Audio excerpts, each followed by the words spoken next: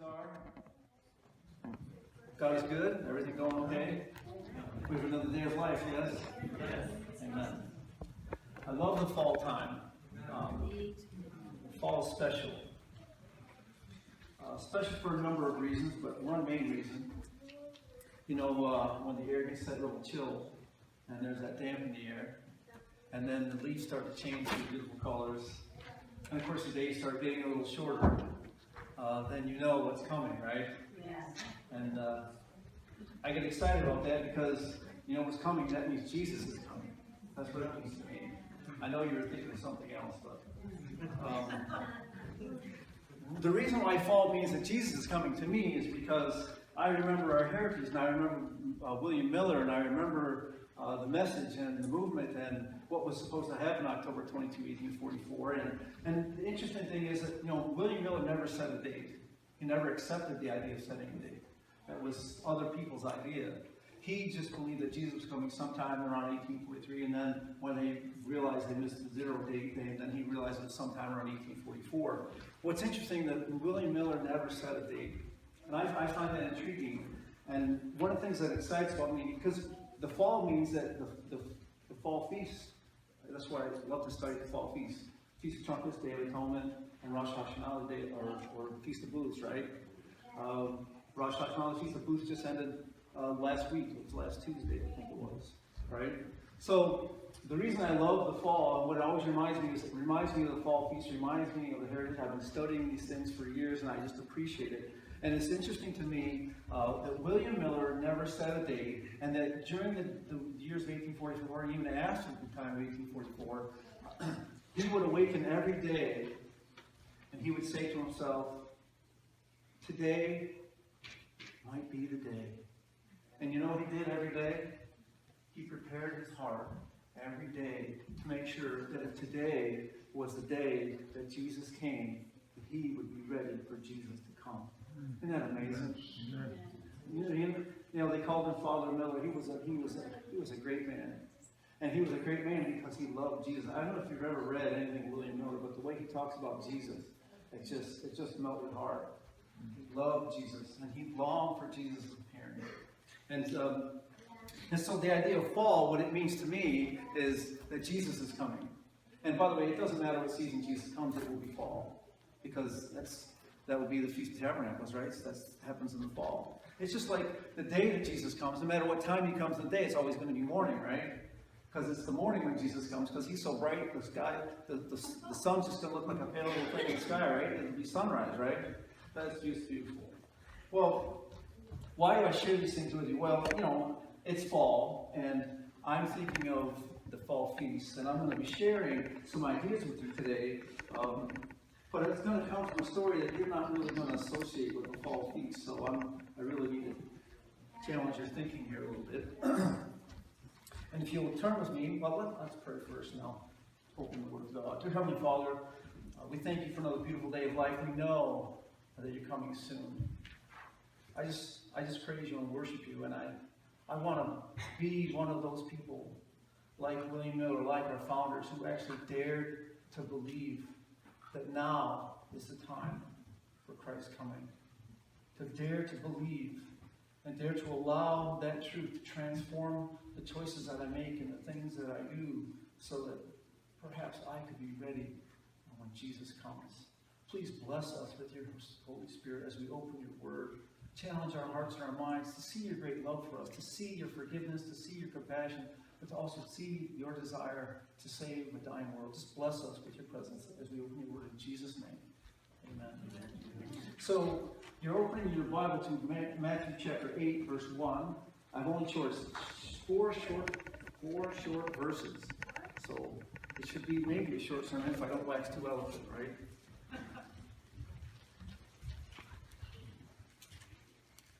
Yes. So, again, it just intrigues me, our heritage. Our forefathers dared to believe that now was the time that Jesus was coming. Think of that. They believed that Jesus was coming now. And they believed, and therefore, because they believed it, it transformed the way they lived their life. If you believe Jesus was coming, If Jesus was coming in 3 days, if you believe that, would you change what you're doing today? Would you change what you're doing tomorrow? Would it alter the way you think about the things that you're doing, the way you invest your time, your money, your energy, the way that you talk to or don't talk to your friends, the way you reach out to your neighbors or don't reach out to your neighbors? Would that change the way you think? I think it would. And I'm sure that that's what the Lord wants us to be doing in terms of transforming our thinking, the way we look at other people, the way we would hopefully reach out to other people. That's why I started this, Jesus filled with compassion reached out. That actually comes from the Mark version of the story.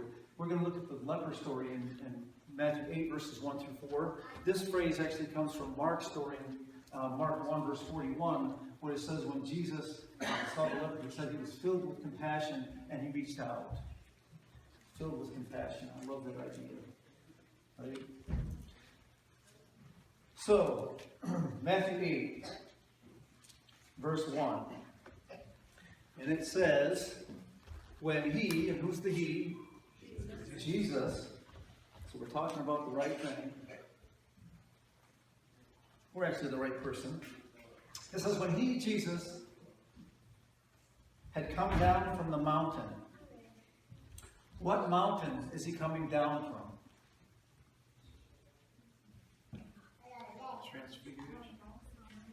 No, you jumped a little bit. That's Matthew 17. No. When you go back to Matthew chapter 5, and Matthew chapter 5, 6, and 7 is the Sermon on the Mount. Sermon on the Mount. Very good. So Jesus is coming down from the mountain. He's on the sermon. He's been on the mountain, the Sermon on the Mount. Now, this is important in terms of the symbolism and the imagery that's going on here, because Matthew is trying to put into our minds a truth that we may not see and may not catch if we don't read closely. Jesus is coming down from the mountain, but Jesus, it's not just Jesus coming down from the mountain, it's somebody else that's coming down from the mountain. Okay? Well, let me show you. He gives you the hint. If you look in verse 4, he mentions somebody's name specifically. Matthew chapter 8, we're looking at verse 4. He mentions somebody's name. Moses. You see, when Jesus goes up the mountain, if you go to Matthew chapter 5, verse 1, it says, and seeing the multitudes, he, Jesus, went up the mountain, and when he was seated, his disciples came unto him, and then he opened his mouth and began to teach them, and then he begins the Beatitudes. What he's telling us, Matthew is telling us that this is about the kingdom, and he's using Moses. Jesus is following the footsteps of Moses. Notice what he says, the first Beatitude, blessed are the poor in spirit, for theirs is the kingdom. The kingdom. If you want to know more about the kingdom, we're having a study about that on Thursday evenings. This is rich with kingdom dynamic stuff. And some of it you're not going to understand because we haven't got there yet, but I certainly, I'm going to try to allude to it. I can't help but share it. But anyway, the idea here is that if you look at the story of Matthew, he talks about out of Egypt I have called my son, and then he talks about Jesus going into Egypt, and then Jesus comes out of Egypt, and then he's baptized. That's the Red Sea. And then after the Red Sea, a baptism and the temptation in the wilderness for 40 days, because Israel went with Moses into the wilderness. Then after he has that experience, then the next thing he's going to have is called the Sinai experience in Exodus. And here's the Sinai experience, Matthew 5, 6, and 7 is the Sinai experience where, and does Jesus refer to the law at Sinai? He says, the law says, thou shalt not commit adultery, but I say, the law says, thou shalt not murder, but I say, so does Jesus do away with the law? No, he makes it more real, more personable, right? So it's not just the behavior on the outside. He's challenging us to look on the inside. So here, the new Moses is on the mountain. He's instructing people about the law of the new kingdom. And this kingdom dynamic, this kingdom idea is in Matthew's mind because it's in Jesus' mind. And so Jesus is the Moses who's on the mountain. And then Moses is going to come down the mountain. What happened when Moses came down the mountain? People were... Well, yeah, you're thinking of Exodus 32, that's right. They were worshiping the golden calf. But after he goes up the mountain again, and they wait, by the way, another 40 days, because he's up on the mountain making atonement for their sin. Then he comes down the mountain. What happens this time? His face is glowing, yes. And what happens to the people? They're afraid. He comes down the mountain and they part like water, right? Because they're afraid, because Moses didn't realize that the glory of God is shining on his face, right? Yeah. So here's the new Moses. This is the new Moses, and he's coming down the mountain. But the beauty of this is, and I need to connect this with you. I got some pictures. Do you guys like when I do the picture thing? You do? Okay. Because you're the only church, somehow I feel compelled to do PowerPoints so you can see pictures. The other churches I don't. And I'm just wondering if it's a blessing to you or not. I hope it is. I'm a visual person myself. So this is the law of the new kingdom. And here's our new Moses. He's on the mountain. He's receiving law. He's instructing from the law, right? And then, of course, he's going to come down the mountain. And when Moses came down the mountain, you know, that's kind of what it looked like, I guess. This is a picture to give you an idea that the glory of God is shining from his face. It's shining so brightly that the people are afraid to encounter Moses. All right?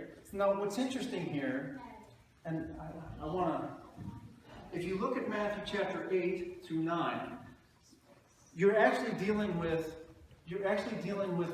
another section. Now, we have our Moses that we know is on the mountain, right? And are we waiting for our Moses to come down from the mountain? Yes. Yeah, is his face going to be shining? Yeah. Yeah. Hopefully we're not going to be running away in fear, right? Right. So we await our Moses to come down from the mountain. Now, what's interesting is I remember Moses was on the mountain to make atonement for the children of Israel's sin. What's happening here, Jesus is on the mountain, but Matthew is mixing the imagery of the Passover Sinai imagery with the imagery of the Day of Atonement and the cleansing of the temple idea. You'll notice in the story I have over here, you'll notice in the story 3 times he's going to use the idea of being cleansed or clean, right? The Day of Atonement has to do with the cleansing of the temple. And Matthew picks up this idea, picks up this concept that as Jesus comes down, there's a process of Jesus' coming. And some haven't figured that out yet, but that's what I'm trying to kind of put that thought in people's minds. There's a process to his coming. And the process to his coming has everything to do with what happens to us in that process. And so there's this cleansing process, the cleansing of the temple process, right? And is the cleansing of the temple a cleansing of a building? No. What is the temple that's to be cleansed?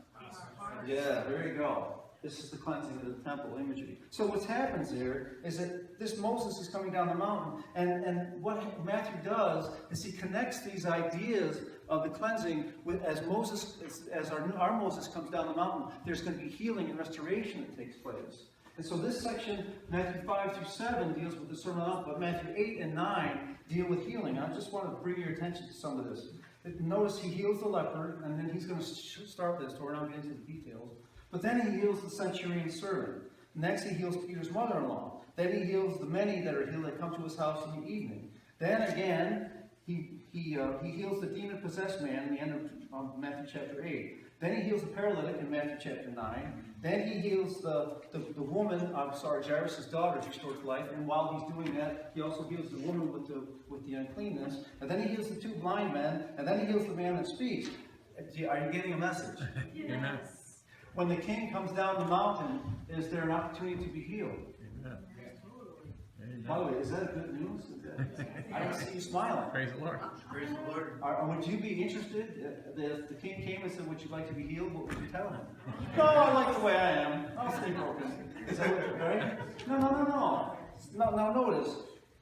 So this section of 8 and 9, after 8 and 9, Matthew switches and he starts talking about discipleship and how Jesus is going to teach his disciples and train his disciples and talk to them about being messengers as well. And then after that section, in 13 and 14, he's going to start with parables and he's going to start giving. So Matthew is actually telling us a process that Jesus the King is doing, not only to heal, but to teach and then prepare us to be messengers. And then the stories that will give parables of the kingdom. And he's going to talk about the kingdom and the kingdom and the kingdom.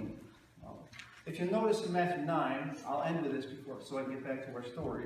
If you look at verses 35 and 36, these verses summarize these healings and what Matthew, the point that Matthew is getting across. So he says, then Jesus went about, and he's going to use these inclusive words, all the cities and villages, and he did three things. Now, you don't know yet, but the kingdom has three parts. So whenever you see the three parts, that's why the three cleansing is important. You're going to see Jesus doing three things here at the end of Matthew, and I'll be bringing your attention to the more threes through the sermon, through the talk. But you'll notice that Jesus does three things. He says he went about in all the cities and villages. He was teaching in the synagogues. He was preaching or proclaiming the gospel of the kingdom. By the way, that's important. You say, oh, the gospel's going to go to the whole world and Jesus will come. No, that's not what it says. You read the text correctly in Matthew 24, it says the gospel of the kingdom will go to the whole world, and then the end will come. Right? It's the gospel of the kingdom. Yeah, we haven't understood that. That's why part of the reason we're still stuck here, right? But anyway, notice this is the second part. He's proclaiming or preaching the gospel of the kingdom. And then the third part that he's doing, which is proclaiming the kingdom, is that it says he healed what? Every or all sicknesses and every and all diseases among the people.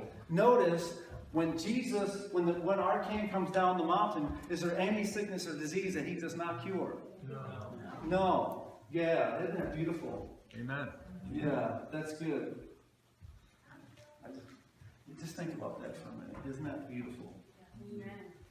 Okay, so the story of the leper in verses 1 through 4 begins Matthew's introduction of the king that comes down the mountain and heals and restores, and it's going to tell us specific information about how the king heals and how he restores and what is condition necessary for us to receive that healing, to receive that restoration. Are you interested in that? Yeah, me too. So let's go through our short story and see if how long it takes us to understand what he's saying. So he says, am I up with us here? Yeah, well, there's the three angels' messages. Yeah, you're going to hear me talking about the three, right? So here's the three angels' messages in Matthew 9. He's teaching, he's proclaiming the gospel of the kingdom, and he's healing every sickness, every disease. Everybody that has a need, that's willing to accept him, they receive restoration and life.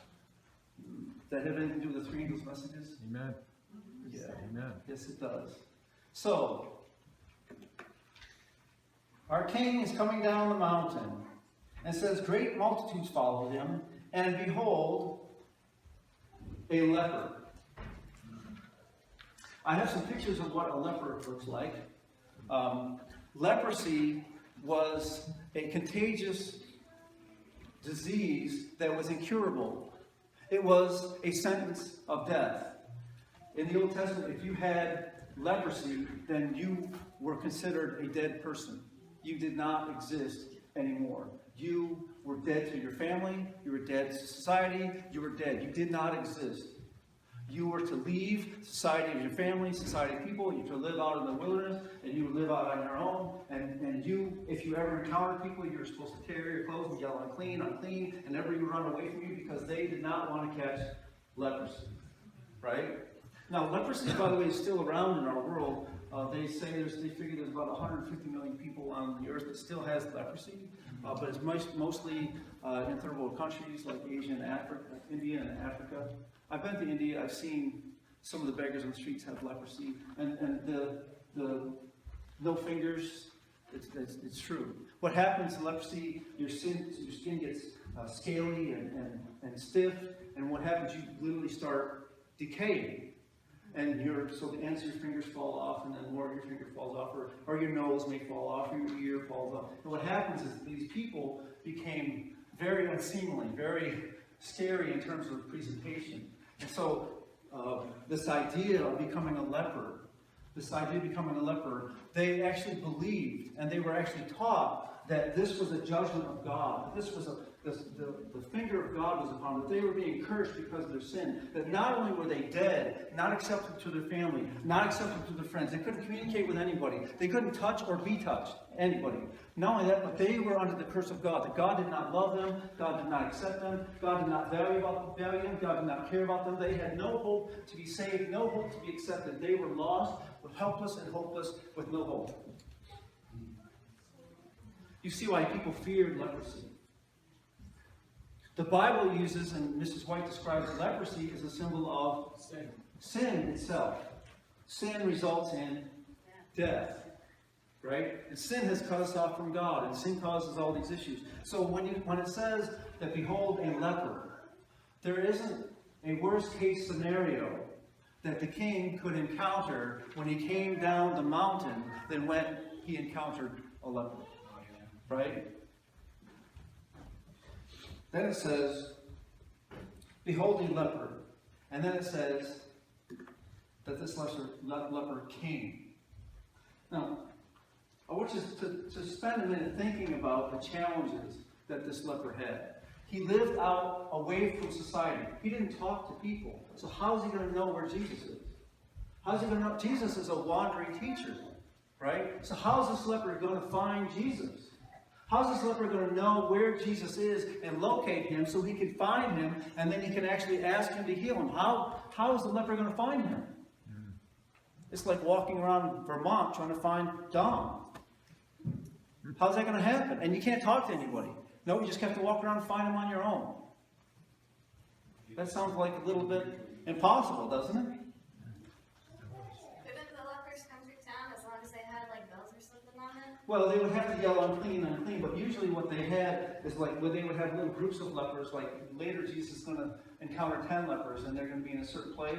There was these kind of like little leper colonies, and people, gracious people, would go out and leave food for them so they had something to eat. But they didn't go into town. If they encountered people, they would be crying unclean, unclean, and it was very uncomfortable, very socially unacceptable for them to go into villages, because you had little kids and all this other stuff, and people did not want these contagious people around anybody, right? So they stayed out into lonely places. They were basically isolated and all alone. They lived alone, right? They were basically walking dead people. That's what they were. So this leper has these huge, great challenges to find Jesus. That should be very interesting. Do you have any challenges finding Jesus in your life? Yeah, there's these huge challenges, and he's tempted to give up. Oh, this is too much. This is impossible. I can't do this. It's too much work. It's too hard.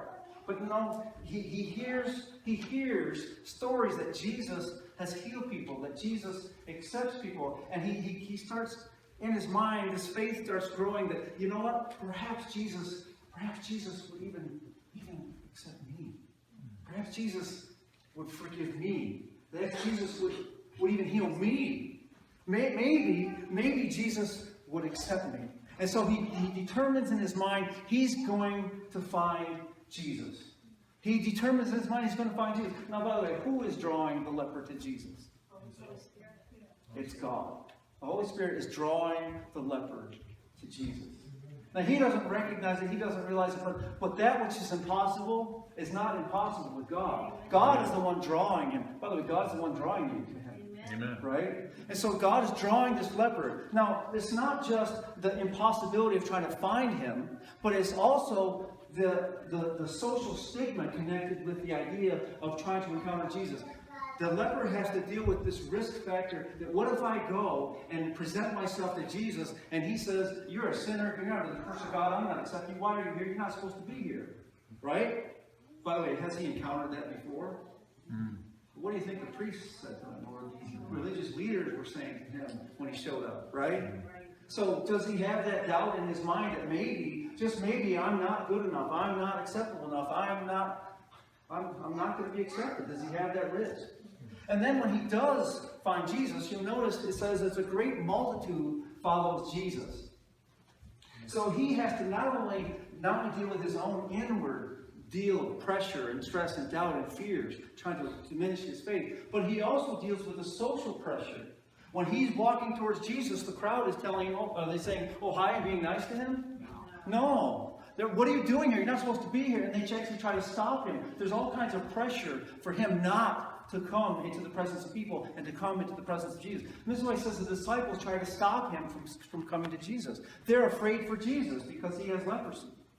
And what's interesting here is that this leper has to he's convinced himself, he's set it in his mind, and he's determined. He's set his mind like flint. He's going to find Jesus. He's going to encounter Jesus. He's not going to allow anything or anyone else to stop him from finding Jesus. He's going to fix his mind. He's like a man that doesn't hear. He's like a man that doesn't see. He's not stopping. He doesn't care what the distractions are. He doesn't care what other people say. He doesn't care what other people think. He doesn't care what society says is right or wrong, is okay or not okay. He does not care. He is going to find Jesus. He has to find Jesus. Amen. Amen. So it says, behold, think about this, a leper came. Yeah. He finds Jesus. It says, a leper came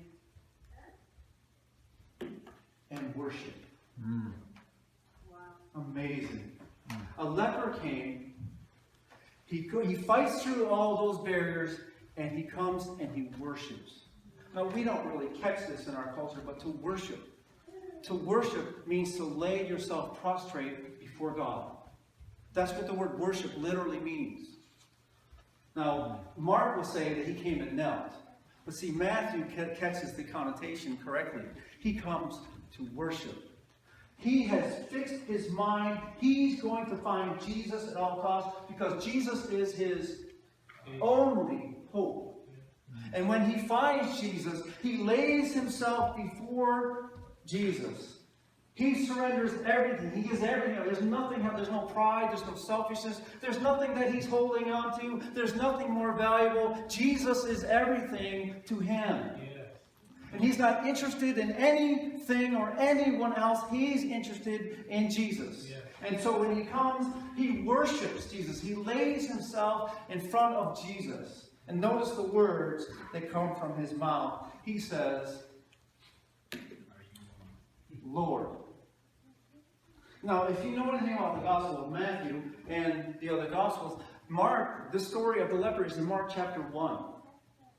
This is right after the Sermon on the Mount. Jesus has just begun his ministry. How many people are calling Jesus Lord?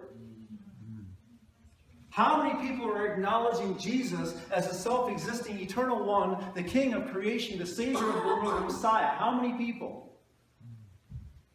Not very many. The disciples haven't even figured out what's going on at this point.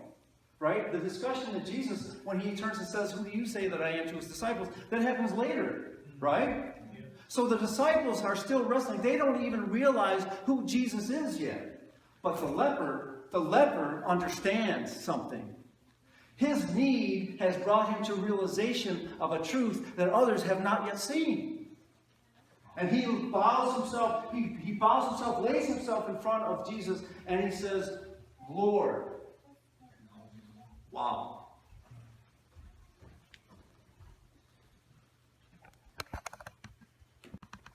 If you are willing, Lord, if you are willing, you can. You can make me clean. Lord, if you are willing, you can do something for me. You can do something in me. You can do something to me. You can do something through me that nobody else can do. Lord, you are the Lord. If you are willing, if you will accept me, if you will love me, if you will give me your forgiveness and your compassion, your mercy, if you are willing, you can make me whole. You can make me clean. You can make me right. You can restore me. You can give me life. I'm a walking dead person. You can take me from death and bring me to life. Praise God. Praise God. You can make me clean. You can make me whole. You can make me right.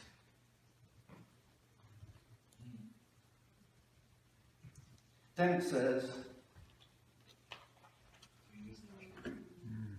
Jesus put out his hand and he touched him. Now, we don't know. It doesn't tell us how long this person was a leper. I don't know how long if you've ever, a person that's been gone without human touch. right? But I don't know how many years this guy was a leper. But nobody he has touched, no one has touched him in years. He doesn't know what a touch feels like anymore. He's a walking dead person, isolated, on his own, by himself, considered dead, no value, not accepted, not cared for, not loved. Doesn't hear words of love and acceptance and forgiveness. No, nothing. And he comes to Jesus, and Jesus communicates to him something that Jesus could not communicate in any other way. Jesus touches the untouchable. Jesus loves the unlovable. Jesus accepts the unacceptable. Jesus cares for those who nobody else cares for. And Jesus is not afraid of defilement by touching this sinner. No, he's touching the sinner to convey a message to that sinner that he is accepted, that he's loved, that he's valued, that I'm not afraid. God is not afraid to come down to us and touch us where we are. Hallelujah. Amen. Amen. Amen.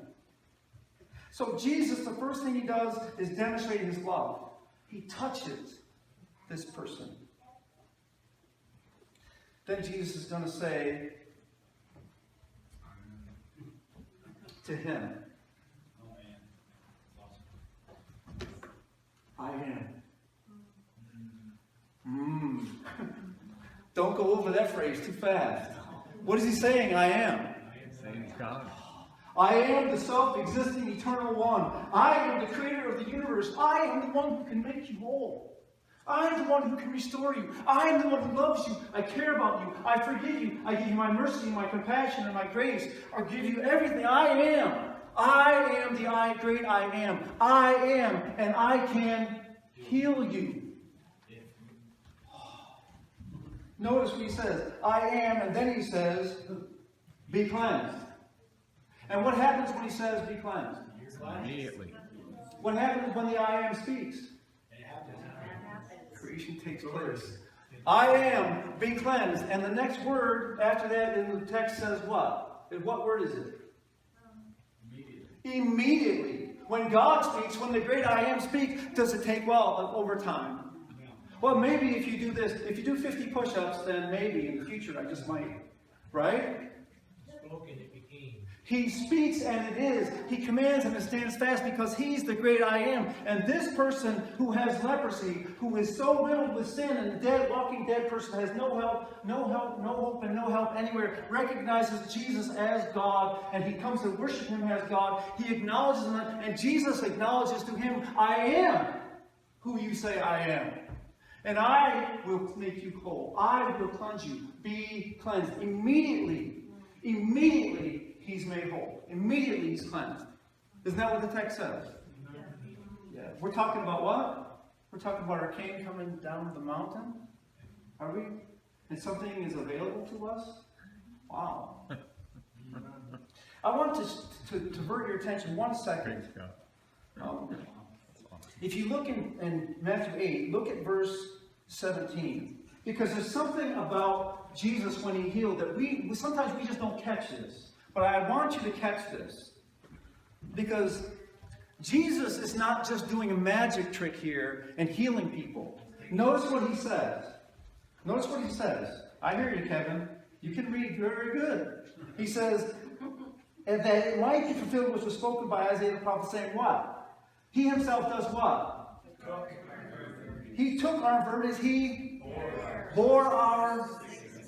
So it's very interesting. When Jesus healed people, he didn't just do away with the sickness. No. We're not understanding. No, Jesus took their sickness in himself, and he gave them his life. He took the leprosy in himself, and he gave the leper his life.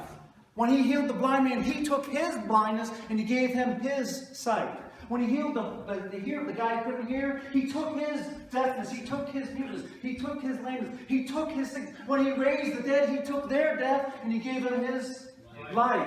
Jesus healed by taking and bearing in himself our messed upness so that we could have existence. When we come and confess our sins and we give them to Christ, he takes our sin and he gives us his righteousness. By the way, how many sources of righteousness are there? One. His righteousness and his alone. So when I come to Jesus, a leper, full of sin, messed up, broken, hopeless, helpless, defiled, unacceptable, and I confess my sin to God, He takes my mess and He gives me His beauty. He takes my death, He gives me His life. He takes my sin, He gives me His righteousness. Does that have anything to do with the Day of Atonement? It is the Day of Atonement. It is. It has everything to do with the Day of Atonement. Right? So it's just beautiful that when Jesus goes through this process, it's the power that within Him. He takes the mess He gives. Remember when the woman touches the robe of His garment and she's healed? And then Jesus stops. And what's He say? Who touched me? Who touched me? And the disciples think, well, you've lost your mind. There's a multitude around you. Everybody's crying around. Hundreds of people have touched you in the last 3 minutes. What are you talking about? And Jesus says, no. Somebody touched me. How do you know somebody touched Him? Something left him. Because power. I perceive that the power has left me. What? Wow. Yeah.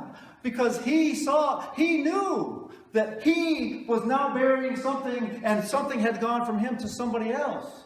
Wow. Amazing. So maybe that touch is something a lot more important than we have understood before.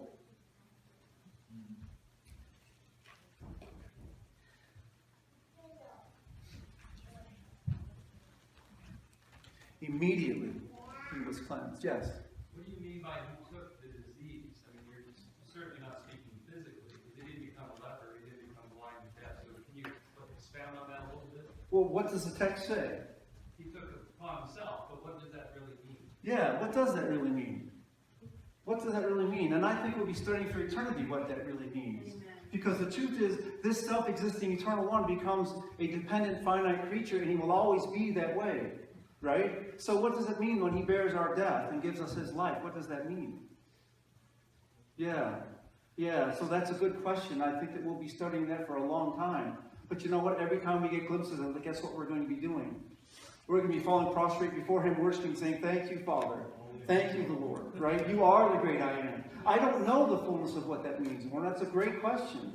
And I think that's why we have eternity with this God, to realize that question and to learn that question and to have that concept developed in our minds. When we begin to understand what Jesus gave up for us so that we can have life, we will realize how beautiful and how valuable salvation is and how beautiful and how much God values us.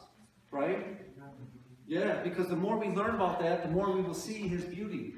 We have no concept of the idea of an eternal being becoming a dependent, finite being, locking himself in time and space when He has always been in all time and all space. We have no idea.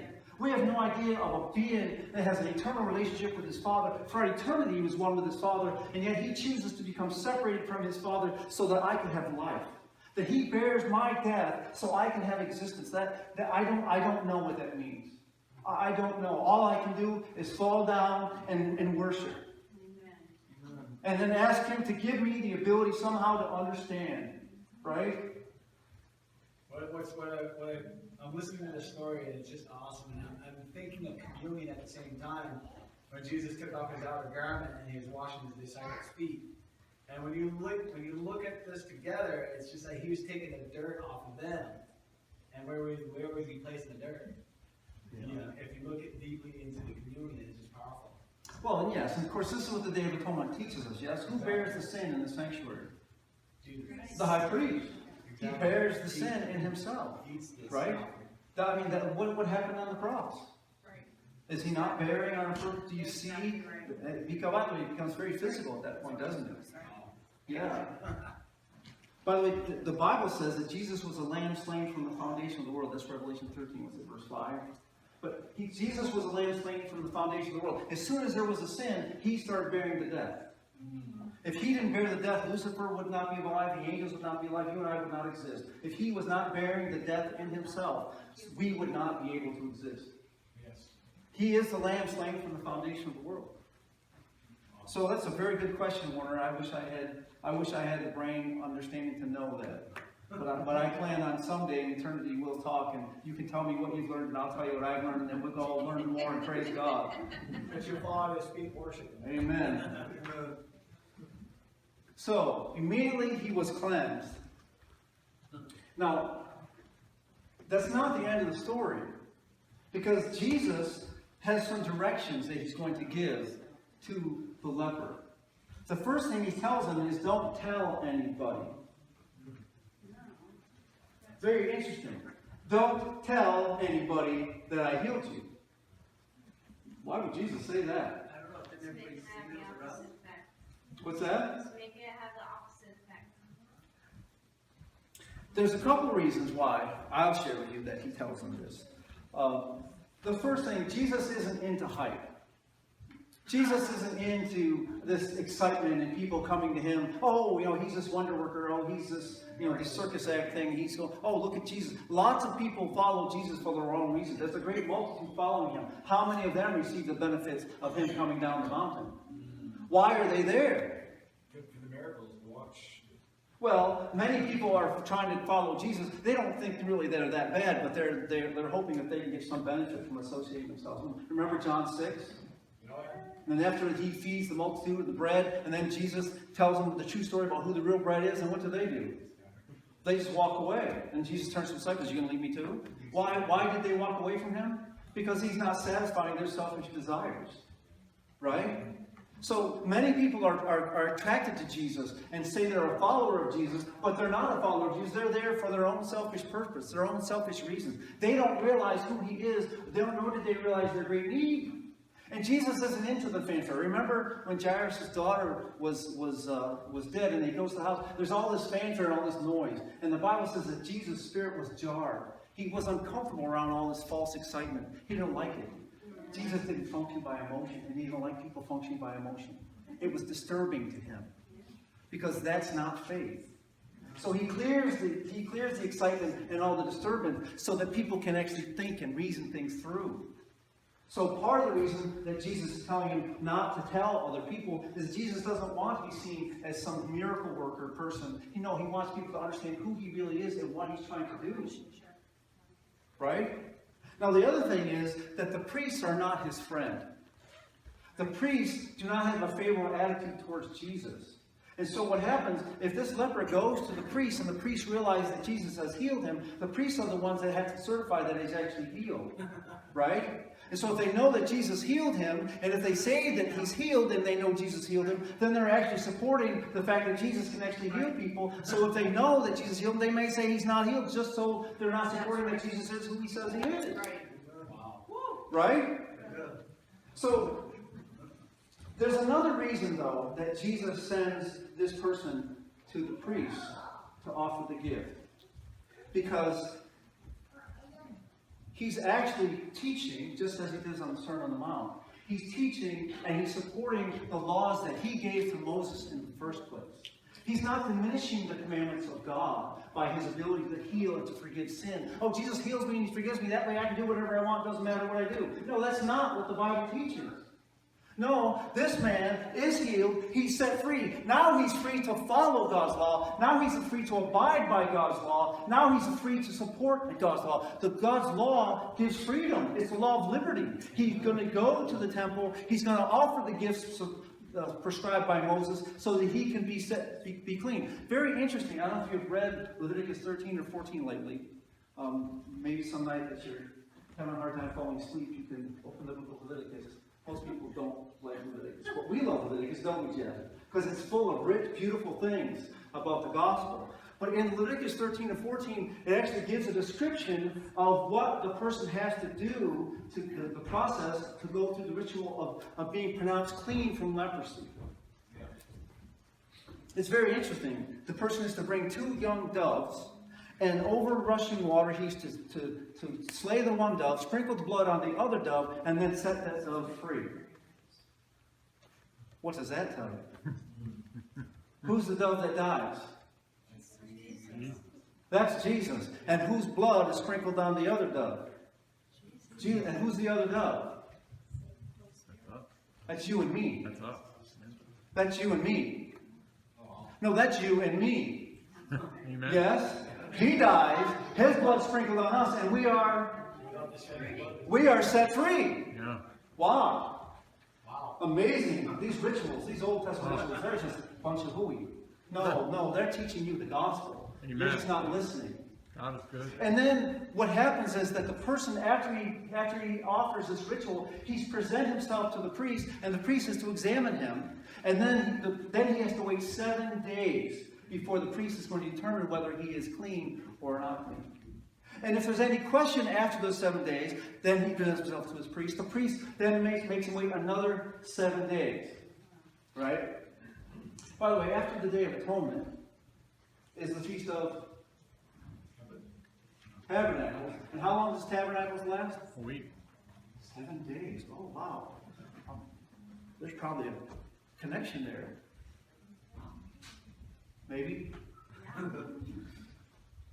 So Jesus commands this man to go and offer the gift prescribed by Moses and to talk to the priest. Now it's very interesting that Jesus is interested in a couple things, and I'm going to try to wrap this up. I'm sorry I'm going so long, but I want to get your attention here. I want you to notice, as I've been sharing with you when I present the gospel, that the eternal gospel is always present. And I want you to notice that Jesus gives 3 messages, some reason 3 messages, to this leper. I call it the eternal gospel. You can call it whatever you like. I call it the 3 angels' messages. Does it sound familiar? Notice the first thing he says to the man, to the leper. He says, I am. Does that have anything to do with the first angel's message? Nope. The first angel's message says, fear God and give glory to him, for the hour of his judgment has come. Worship him who did what? Who created the heavens, the earth, the sea, and the springs of water. Who created the heavens, the earth, and the sea, and the springs of water? Only the I Am created the heavens, the earth, the sea. He's the one that we are to worship, yes? Is this the first angel's message when he says, I am? That's the first angel's message. Now the second angel's message says what? Come out of Babylon. Babylon has fallen. Come out. Yes? Does that have anything to do with being cleansed? Yeah. Has everything to do with being cleansed. Yes? I'm coming out of my sickness, coming out of my infirmity, coming out of my helplessness, and my hopelessness, coming out of my sinfulness. By the way, that's what Babylon is, right? Then there's a third angel's message. Go show yourself to the priest and fulfill the commandments of Moses. Does the third angel's message have anything to do with the law of God and God's commandments? Oh, wow. So here's Jesus proclaiming the eternal gospel, the 3 angels' messages to the leper. Wow. Is that insightful? Is that something maybe we should be pondering?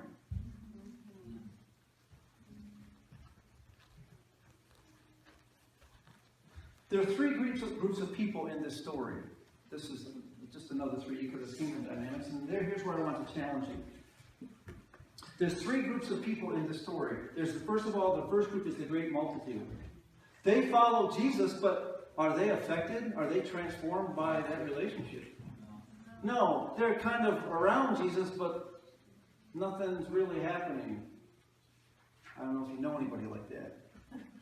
They claim to follow Jesus, but, the life's kind of the same. Nothing really changes. Everything's kind of whatever.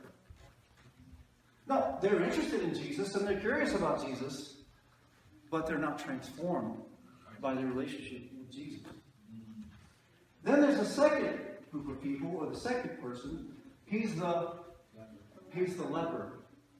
No, we don't have to talk about the leper, right? The leper sees his need, right? Knows his condition, right? But then there's a third group of people. They're the priests. Okay, let me ask you a question. Who's in the worst condition of the 3? Who's in the best condition of the 3? What? You mean the guy, the Walking Dead person, with all the sickness and the illness and all the pain, all the suffering, he's in a better condition than the priest? Why? Let's go back to the sermon, to chapter 5, the law of the kingdom.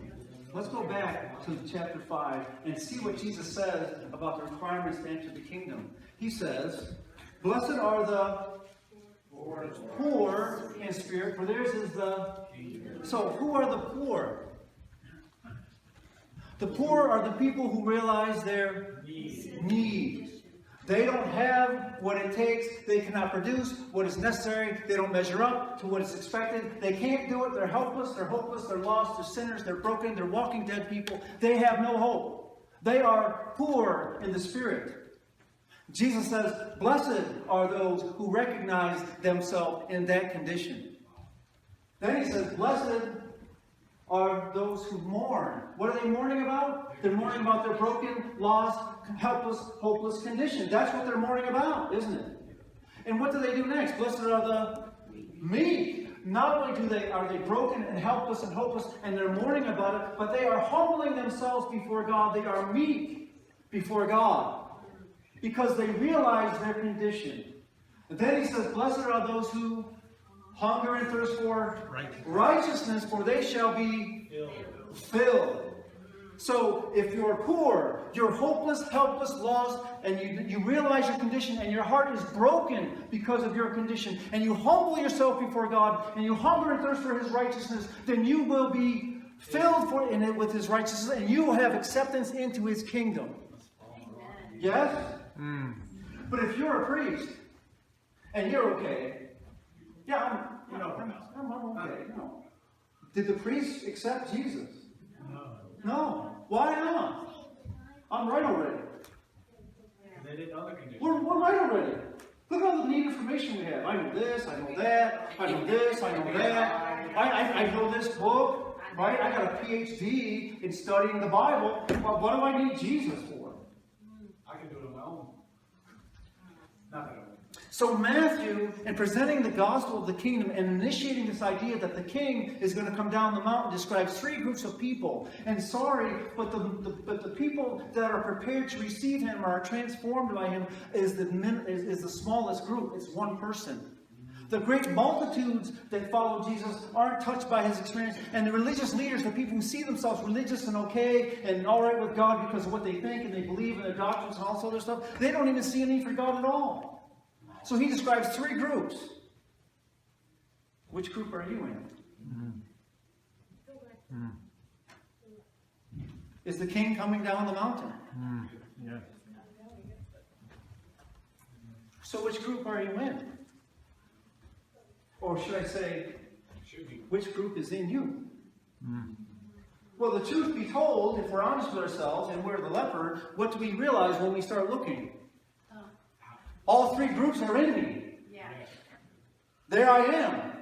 Well, I see myself as a leper at times, but other times, well, I'm okay. And other times, well, I'm really smart, and you never ever choose to do something on your own. Don't ask God. Yeah, that's because you're pretty confident that you're pretty smart and you think you got it figured out. By the way, then you are a priest. Right? So Matthew is challenging us. He's telling us that the king is coming down the mountain and that atonement, restoration is available for anyone who's willing to see and acknowledge their need and come to Jesus and humble themselves before God and acknowledge their helplessness and their hopelessness and that they're walking dead people, and the King of Glory will give them life. Wow. Are you interested in a king like that? Great God. Jesus, filled with compassion, reaches out to us. And then Jesus is so filled with compassion that not only is he reaching out to us, but notice Jesus is purposely sending the leper that is healed back to the group that's in the most danger of being lost. Jesus is trying to save the most lost people he can find. And the most lost people he can find are the ones that are in his house claiming to know him and be his people already. Right? So Jesus sends him back, and the leper becomes the three angels' messages now to the priest. He becomes a living demonstration of the great I Am's power to restore. He comes, he offers his gift at the altar, and then he's declared to be clean, which is a demonstration. Jesus says to be a testimony. Notice what he says. He says, go your way, show yourself to the priest, offer the gift, notice the parts that Moses commanded, as a testimony to them. God is desperately trying to save everyone. And the very people that he can't save are the ones that think they're all right already.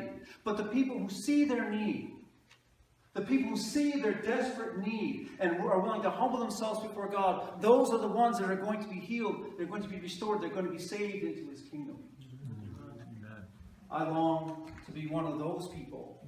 And I pray that you long to be one of those people. And if we are one of those people, then we need to go to the most lost people we can find and be a testimony to them that they too can come and they can be saved. Because Jesus is filled with compassion. He reaches out.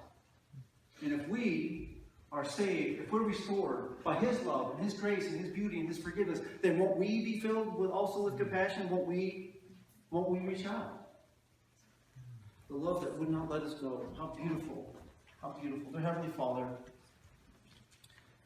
Father, thank you for loving the unlovable, for accepting the unacceptable, for touching the untouchable. Forgive us, Father. We are sinful beings. We have not understood, nor do we even now understand. But we see our great need and we come and we humble ourselves before you. Father, if you don't save us, we cannot be saved. So we give our lives to you. I ask that you would send your Holy Spirit to convict our minds, convict our hearts, show us our deadness, show us our brokenness, show us your great love that desires to heal us. Transform us by your love and then empower us through your Spirit to go forth in your name, to declare your beauty, your grace, and the power of your willingness to save to anyone who will hear. In Jesus' name we pray.